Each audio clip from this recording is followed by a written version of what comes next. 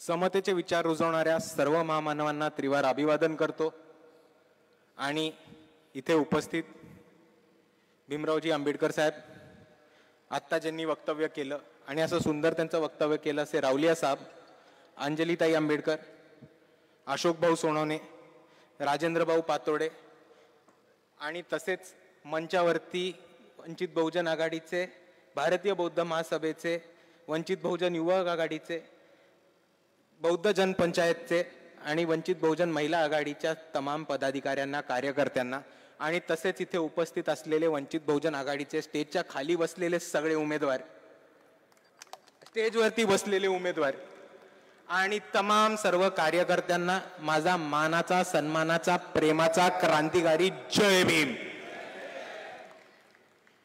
सर्वात पहिले एक मोठा टाळ्यांचा गडगडाट होऊन जाऊ देत, एक मोठा टाळ्यांचा गडगडाट जाऊ देत या बौद्ध समाज संवाद दौऱ्याच्या सगळ्या आयोजकांसाठी, भारतीय बौद्ध महासभेच्या सगळ्या पदाधिकाऱ्यांसाठी, बौद्ध जनपंचायतच्या सगळ्या पदाधिकाऱ्यांसाठी, वंचित बहुजन आघाडीच्या तिन्ही आघाड्यांच्या सगळ्या पदाधिकाऱ्यांसाठी आणि खास करून अशोकभाऊ सोनवणे, अमितदादा भुईगळ आणि राजेंद्रभाऊ पातोडे यांच्यासाठी. आपण या दौऱ्याचं नाव किंवा या कार्यक्रमाचं नाव बौद्ध समाज संवाद दौरा ठेवलेला आहे आणि म्हणून मी आपल्या सर्वांना विनंती एवढी करू इच्छितो की एकतर्फी भाषण न होता आपण एक संवाद साधायचा प्रयत्न करू. चालेल आपल्याला? जिकडे चुकीचं वाटलं तिकडे हात वर करून सांगा, जिकडे चुकीचं वाटलं तिकडे खोडून काढला. मी जर प्रश्न विचारले तर कृपया हो नाही करून उत्तर द्या. मंजूर सगळ्यांना? चालेल? आणि जर तुम्ही सहभागी होणार असाल तरच आपण या संवादामध्ये किंवा पुढच्या चर्चेमध्ये भाग घेण्यात अर्थ आहे. मान्य आपल्याला? आता मला एक गोष्ट सांगा की आपण सर्वांनी एक गोष्ट अनुभवली की बौद्ध समाजामधल्या तरुणांनी किंवा दलित समाजामधल्या तरुणांना इकडे एक अख्खी व्यवस्था आहे की ती त्यांना बदनाम करायला टपली आहे की नाही? जर कोणी लढला, जर कोणी लढवाई असला, जर कोणी स्वतःचे न्याय, हक्क आणि अधिकार वाजवू शकत असला आणि त्याच्या न्याय, हक्क आणि अधिकारासाठी इकडच्या व्यवस्थेशी लढत असला तर त्याला ते लढवय्या म्हणतात, हा उद्धटे म्हणतात, भांडण करणाऱ्या म्हणतात, गुंड प्रवृत्तीचा म्हणतात. तसंच जर कुठल्या आपल्याच समाजाचा पोरगा पुढे गेला, तरक्की केली, चांगली नोकरी घेतली, मोठा धंदा केला तर काय म्हणतात? कुछ तो 2 नंबर का धंदा याचा, पीछे से कुछ तो चक्कर चालू आहे, कोणाकडनं तरी पैसे घेतले. एवढंच नाही, वंचितच्या एका उमेदवारांनी किंवा कार्यकर्त्यांनी गाडी घेतली तर लगेच दुसऱ्या दिवशी येतं की भाजपनी पैसे दिले. तर हा बदनाम करायचा आपल्या प्रत्येक तरुणावरती कटस्थान झाले की नाही झाले? आणि छोट्या पातळीवरती येऊया. बौद्ध समाजातले, दलित समाजातले सगळे तरुण काय असतात? गुंड असतात, नशेडी असतात, बटनाच्या मागे असतात, दारूच्या मागे असतात, मटणाच्या मागे असतात आणि हे सगळे घाणेरडे प्रवृत्तीचे, गुंडे प्रवृत्तीचे वस्तीत राहणारी लोक आहेत. हे म्हटलं जातं की नाही जात? म्हटलं जातं की नाही जात? दुसऱ्या बाजूला आपण एक गोष्ट समजून घ्या, या समाजाला अक्कल नाहीये. रिझर्वेशन काढलं, आरक्षण काढलं तर यांचं काही होणार नाही. हे बदनामी आपण आयुष्यभर बघितलीये की नाही बघितलीये? आता आपण एक समजून घ्या, ही बदनामी ज्या पद्धतीने आपल्या तरुणांवर आजपर्यंत होत आलेली आहे तीच बदनामी मोठ्या प्रमाणात, एका खूप मोठ्या षडयंत्राच्या प्रमाणामध्ये आपल्या नेत्यांवर आणि आपल्या लिडरशिप वर सुद्धा केली आहे आणि आपण मेंढरासारखे त्याला बळी पडलोय. या व्यवस्थेकडे आपल्याला ठामपणे लक्ष द्यायला लागणार आहे. तुम्ही आधीपासून विचार करा, आंबेडकरवादी चळवळीमधनं, बहुजन समाजामधनं, दलित समाजामधनं आलेला प्रत्येक माणूस याला बदनाम करायचं कारस्थान इकडच्या व्यवस्थेने रचले. सगळ्यात पहिल्यापासून सुरुवात करू. इकडच्या काँग्रेसनी सुरुवात केलं होतं की बाबासाहेब हे ब्रिटिशांचे हस्तक आहेत, बाबासाहेबांचे ब्रिटिशचे हस्तक आहेत, एजंट आहेत ब्रिटिशांचे. हे ऐकलं होतं की नव्हतं? कोणी सुरुवात केली होती? काँग्रेसनी सुरुवात केली.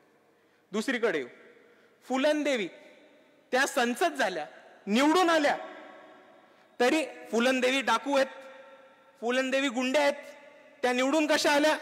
हे एका बाजूला चालू झालं.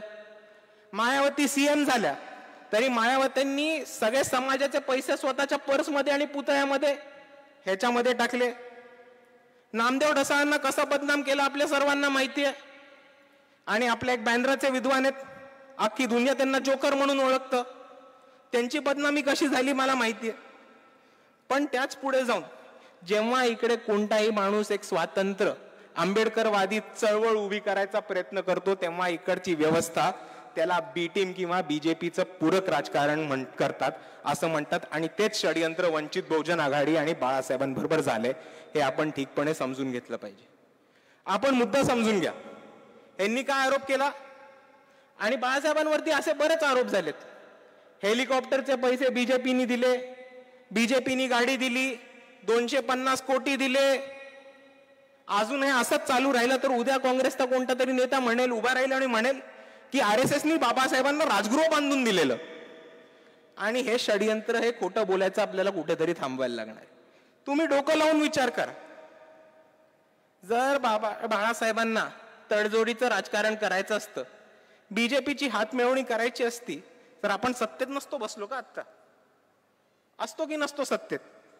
आरामात सत्तेत असतो. बाळासाहेब आरामात कॅबिनेट मध्ये असते. राजगृहाच्या खाली एक 10-12 लाल गाड्यांचा ताफा असता. रेखाताई ठाकूर किंवा अशोक भाऊ सोनवणे हे महाराष्ट्राचे डेप्युटी सीएम बनले असते. पण ती तडजोड केली का? ती तडजोड केली का?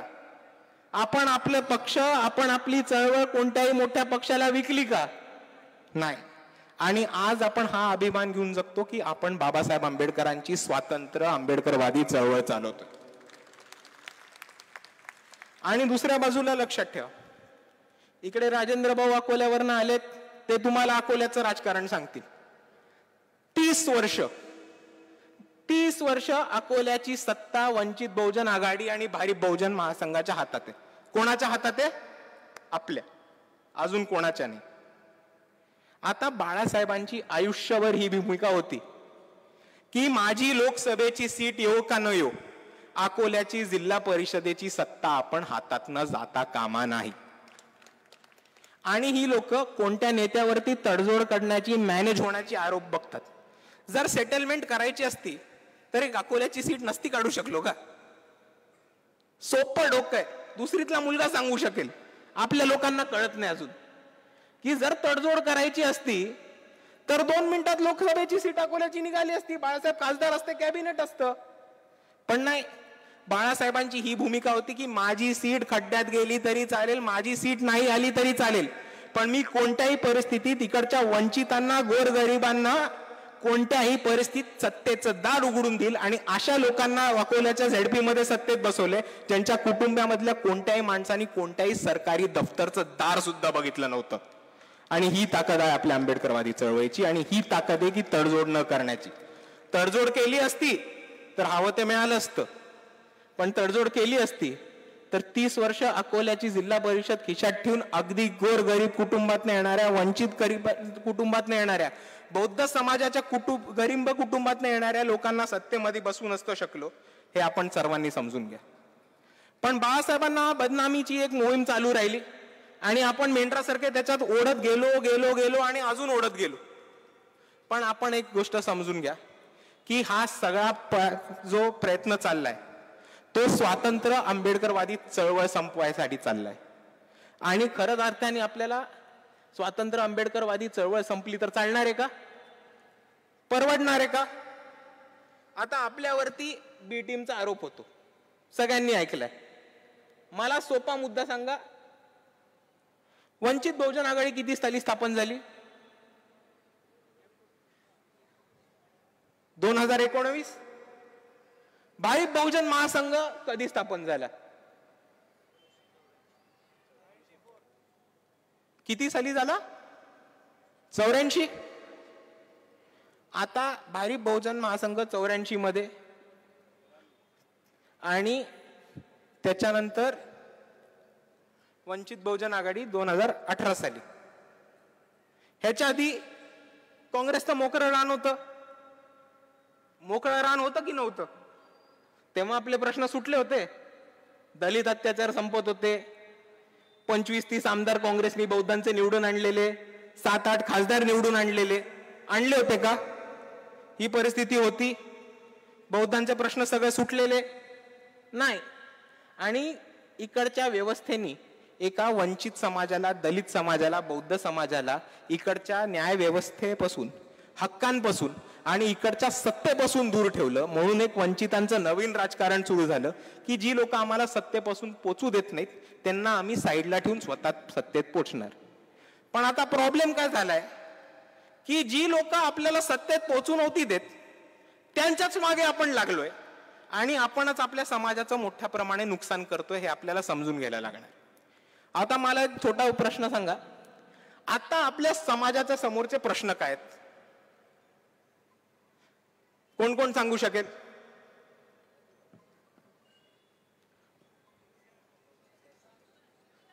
आरक्षण, शिक्षण, नोकरी, अजून महागाई, अजून बरेच मुद्दे आहेत. बेरोजगारी, शिष्यवृत्ती कमी होतीये, कंत्राटी भरती आली आहे, नोकरी मधल्या संध्या चालल्यात. बरोबर आहे की नाही? खासगी रिझर्वेशन पुढे काय सरकत नाहीये, प्रमोशन थांबवलं गेलंय. बरोबर की नाही? पण मी तुम्हाला सांगू, माझ्या समोर आता समाजाचा सगळ्यात मोठा प्रश्न काय? माझ्या मते समाजाच्या समोरचा सगळ्यात मोठी अडचण काय की समाज आता विखुरला गेलेला आहे. समाज आता विभागला गेलाय आणि खास करून आपण सगळे मनातल्या मनात हारवून गेलेलो. तुम्ही नुसतं एक विचार करा, आपण सर्वांनी 2017 ते 2019 हा कालखंड बघितलाय की नाही? बघितलाय. आता ह्याच्यात एक विचार करा फक्त की 2017 पासून कोपर्डी झाले, मोर्चे प्रतिमोर्चे निघाले, आपल्या विरुद्ध एक मोठं वातावरण करण्यात आलं. आंबेडकर भवन मुंबईमध्ये पाडण्यात आलं आणि शौर्य दिनाला आपल्या श्रद्धास्थान भीमा कोरेगाववरती आपल्या माणसांवरती हल्ला करण्यात आला. पण आज आपल्याला जितकं एकटं वाटतंय, आज आपल्याला जितकं दुर्बळ वाटतंय तितकं तेव्हा वाटत होतं. तेव्हा परिस्थिती जास्त कठीण होती. तेव्हा लोक तलवारी घेऊन भीमा कोरेगाववरती चालून आलेले, तरी आपल्याला इतकं हारलेलं वाटत होतं का? नाही. का नव्हतं वाटत? कारण तेव्हा समाज एक होता. एका हाकेवरती मुंबई पॅक करून आंबेडकर भवन मोर्चा सक्सेस करून दाखवला रातोरात. आणि बाळासाहेबांच्या एका हाकेवरती शिवसेनानी त्यांच्या आयुष्यात जसा महाराष्ट्र बंद नव्हता करून दाखवला, तो महाराष्ट्र बंद इकडच्या आंबेडकरवाद्यांनी करून दाखवलाय. आणि ही ताकद आपली आहे. पण आता एक गोष्ट लक्षात ठेव, प्रॉब्लेम असा झालाय की आपण हरवलोय. प्रॉब्लेम असा झालाय की आपण विभागलो गेलोय आणि इकडे तिकडे गेलोय. जसा मी तुम्हा सर्वांना एक प्रश्न विचारला तसं इकडे झाडाखाली बसलेल्या पोलीस बांधवांना मला एक प्रश्न विचारायचा आहे. मामा, तुम्ही मला एक गोष्ट सांगा की जर एक वर्दी घालून चोर आला तर तो पोलीस आहे का चोर आहे? जर एक माणूस वर्दी घालून आला पोलिसाची, जर एक चोर पोलिसाची वर्दी घालून आला तर तो चोर आहे का पोलीस आहे? चोर आहे का पोलीस आहे? एक चोर आहे, तो दुकानात गेला, त्यांनी पोलिसाची वर्दी विकत घेतली, पोलिसाची वर्दी घातली आणि तुमच्या घरी आला. तुम्ही त्याला चोर मानणार का पोलीस मानणार? पोलीस मानणार. कोण मानणार? हे बघा, जे जे पोलीस म्हणतात ना, सगळ्यांची घर आज रात्री लुटली जाणार आहेत एवढं लक्षात ठेव. मग परत एकदा प्रश्न विचारतो, जर एक चोर माणूस दुकानात गेला, पोलिसाची वर्दी घालून तुमच्या घरात आला, तर तुम्ही त्याला पोलीस म्हणणार का चोर म्हणणार? काय म्हणणार? चोर म्हणणार. आणि या काँग्रेसची पण तीच परिस्थिती आहे की बाबासाहेबांचा फोटो घालून, निळा टी शर्ट घालून रातोरात चोर पोलीस होत नसतो. ज्या पक्षांनी बाबासाहेबांना भंडारामध्ये पाडलं, ज्या पक्षांनी बाबासाहेबांना मुंबईमध्ये पाडलं, ज्या पक्षाचा प्रदेशाध्यक्ष हा खैरलांजीच्या आरोपांना सोडण्याच्या मागे होता, ज्या पक्षांनी देवेंद्र फडणवीसांच्या सरकारपेक्षा मोठा फंड SC आणि STचा तेलंगणाचा आणि कर्नाटकाचा धार्मिक स्थळांसाठी फिरवला, त्या पक्षाला जर आपण आपले रखवाले आणि पोलीस मागणार असो तर आपलं रातोरात घर लुटल्यापासून कोणीही थांबवणार नाही. ही परिस्थिती आपल्या सर्वांना समजून घेतली पाहिजे. आणि बाळासाहेब बी टीम आहेत. बाळासाहेब बीजेपीचं पूरक राजकारण करून म्हणून आपल्या सर्वांना इकडे मेंढरासारखं काँग्रेसच्या मागे घेऊन गेलीत. ही परिस्थिती आपल्या सर्वांना ओळखून घेतली पाहिजे. जो पक्ष बाबासाहेबांना पाडतो, जो पक्ष आयुष्यभर स्वतःची सीट नाही आली तरी अकोल्यामध्ये बाळासाहेबांना कसं पाडायचं ह्याचं कारस्थान मांडतो, जो पक्ष नाना पटोळे सारखा खैरलँजीच्या आरोपांना सोडणाऱ्या माणसाला प्रदेश अध्यक्ष बनवतो, ह्या माणसाला आपण खरंच आपले रखवाले मानू शकतो का? नाही. आणि तुम्हाला ह्याच्याच बद्दल एक मुद्दा सांगतो. आता इकडे आपले काका बोलून गेले की एक खूप मोठं आंदोलन झालं महाबोधी विहाराचं, महाबोधी टेम्पलचं बोधगयामधलं. आता आपल्याला एक गोष्ट लक्षात घेतलं पाहिजे, आपण या आंदोलनामध्ये सहभागी होतोय. हे टेम्पल बोधगया ट्रस्ट असलं पाहिजे आणि अजून कोणत्याही हिंदुत्व संघटनेच्या खिशात गेलं नाही पाहिजे, ह्याच्यासाठी आपलं आंदोलन आहे. पण आपल्या सर्वांना हे पण समजून घ्यायला लागणार आहे की ज्या कायद्यामुळे हे बोधगयाचं विहार आपल्या हातातनं चाललंय, तो कायदा सुद्धा काँग्रेसच्याच काळामध्ये आला होता, हे आपण सर्वांनी समजून घेतलं पाहिजे. आणि दुसऱ्या बाजूला मला आपलं लक्ष अजून एकाच गोष्टीकडे वेधून घ्यायचं आहे आणि मग मी आपल्या सर्वांची रजा घेतो. ते म्हणजे आपल्या सर्वांना परभणीमध्ये काय झालंय लक्षात आहे? लक्षात आहे? पोलीस अत्याचार झाला, पोलीस ब्रुटॅलिटी झाली, लाठीचार्ज झाला, कोम्बिंग ऑपरेशन झालं आणि त्याच्यामध्ये वंचित बहुजन आघाडीचा एक कार्यकर्ता, एक पदाधिकारी सोमनाथ सूर्यवंशी यांनी यांचा जीव गमावला. आठवतंय आपल्याला?